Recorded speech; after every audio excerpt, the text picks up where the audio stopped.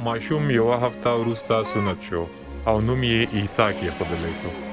هغوی ماشوم اورشلیم ته یوړ او خدای ته یې وړاندې کړ. هلته یو پرهیزګاره سړی و چې شمعون نومېده.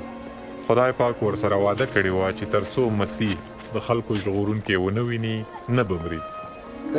خدای پاکه خپل غلام د وعدې سره سم رخصت کړه.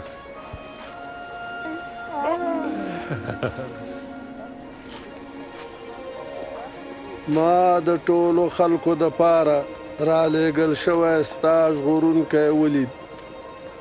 برکتي اوسئ.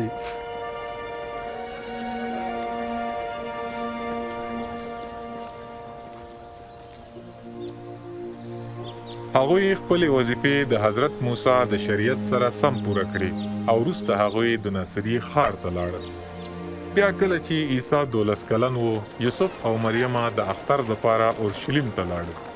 خو کله چې کور ته بیرته راګرځېده، فکر یې کوو چې عیسی ورسره دی، خو هغه په اورشلیم کې ورنه پاتې شوی و.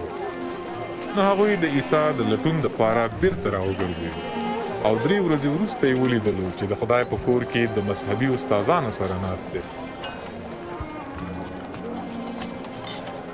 دا د چا ماشوم دی چې داسې پوښتنې کوي؟ دا زموږ سره دی. موږ فکر کوو چې را سره دی. دا را سره پرېږدئ. ټول د عیسی پوهې ته حق حیران وو. زویا، موږ دې ولې په تشویش کې کړو؟ موږ ستا په لټون کې سرګردانه شو. تاسې ولې ما پسې ګرځېدلی؟